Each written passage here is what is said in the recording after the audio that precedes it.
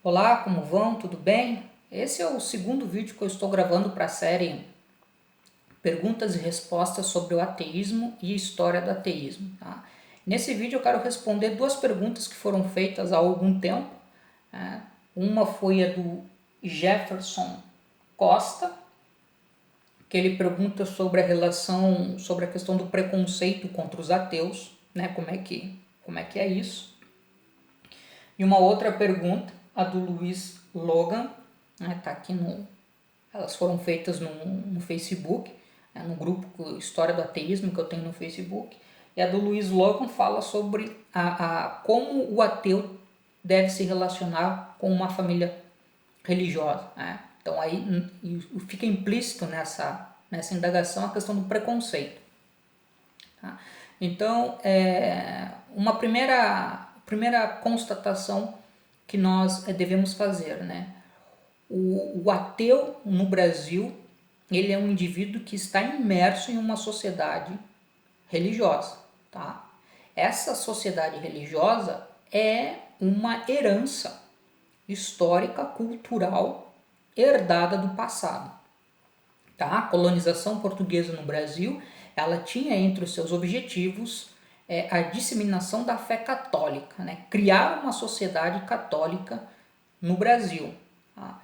Depois que o Brasil se tornou independente, se manteve esse compromisso em fazer do Brasil um país católico. Então, uma identidade nacional é uma identidade que tem um caráter religioso, e esse caráter religioso é católico. Tá? Os dados que começam a ser feitos em termos de recenseamento da população brasileira, né, tem um já no final do século XIX, né, já durante o Império foi feito o primeiro, e depois ao longo do século XX são feitos outros dados, outras pesquisas com esse teor.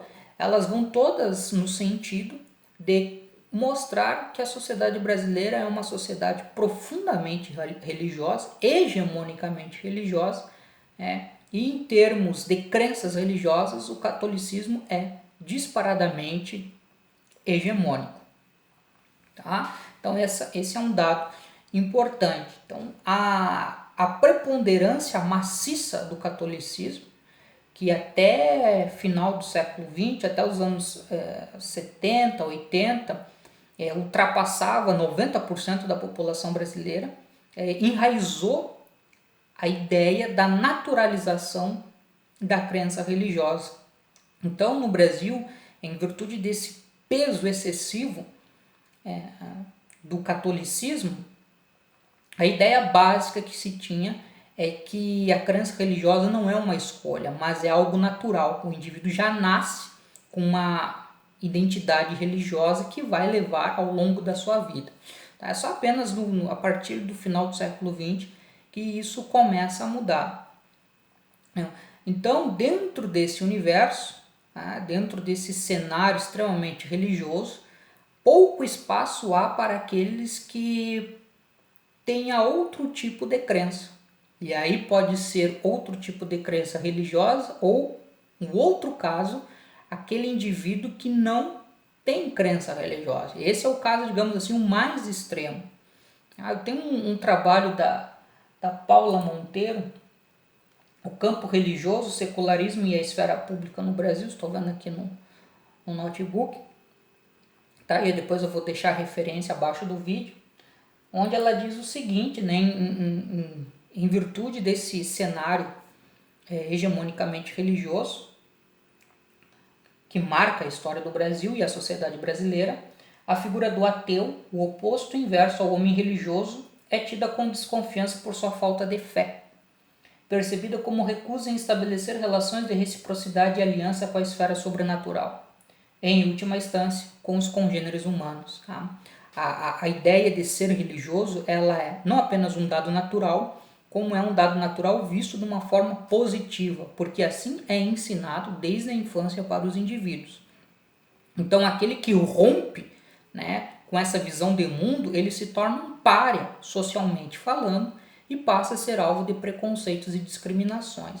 Então, ao longo da história do Brasil, aquelas pessoas, aqueles indivíduos que manifestavam uma descrença em relação à existência de Deus, elas ou preferiam manter isso reservado, né, e não manifestar publicamente esse tipo de pensamento, ou se manifestassem, isso acabaria tornando elas um alvo de preconceitos e de discriminações, tá? Então também as leituras que eu fiz, elas mostram que sim, existe um preconceito contra os ateus e as ateias, tá? Não é, ainda hoje não é algo tranquilo, tá? É uma pessoa publicamente falar sobre ateísmo. Então, tanto é que muitas pessoas acabam deixando isso reservado e preferem não se expor, ou também, que é um dado interessante que está relacionado a esse preconceito em relação ao ateísmo. Eu até comentei num vídeo anterior, né, na série sobre livros em relação à história do ateísmo, a partir de uma pesquisa do Zuckerman, que muitas pessoas que não creem na existência de Deus preferem não se identificar como ateias, porque o termo, a palavra, ela está muito carregada de uma conotação pejorativa, né? Um preconceito muito arraigado em torno dela. Então há essa cautela em se identificar como ateias. E aí vem a questão da família, entendeu? Então o indivíduo, né, de um modo geral, tratando-se de Brasil, ele vai nascer no seio de uma família religiosa, né, que vai ensinar e vai procurar transmitir aos filhos essa crença religiosa, tá?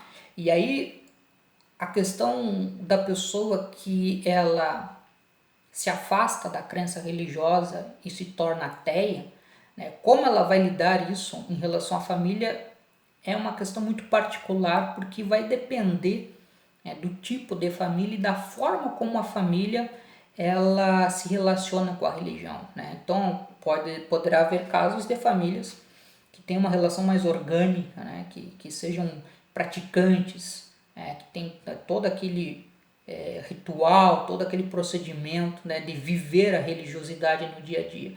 Aí, nesses casos, provavelmente a questão do ateísmo vai encontrar maiores dificuldades de ser conversado e discutido. Já em outros casos, a família poderá não se importar muito com isso, né, dependendo, talvez ela não tenha uma relação tão orgânica assim com a religião, ou poderá aceitar, né? Mas isso vai depender muito de casa a casa, então é difícil. O que acontece muitas vezes, né, a pessoa que é ateia, ela prefere não expor isso para a sua família, porque a família acaba sendo uma espécie de uma primeira barreira, né, que cria então esse constrangimento em assumir e em conversar sobre isso, tá? Deve-se ir para o confronto? Não sei se seria a ação mais adequada, entendeu? Eu acho que a ideia da conversa ela acaba sendo mais frutífera. Nem sempre ela é possível, né? Então, nesses momentos, tem que avaliar muito bem qual a melhor atitude a tomar, tá? Eu espero poder ter respondido minimamente essas questões e em breve farei um novo vídeo comentando, trazendo respostas em relação a outras perguntas. Então vocês abaixo do vídeo, se quiserem, eu peço que façam novas perguntas que eu irei respondê-las posteriormente. E quem não for inscrito no canal, se inscreve no canal, dá um like no vídeo, tá? E até breve.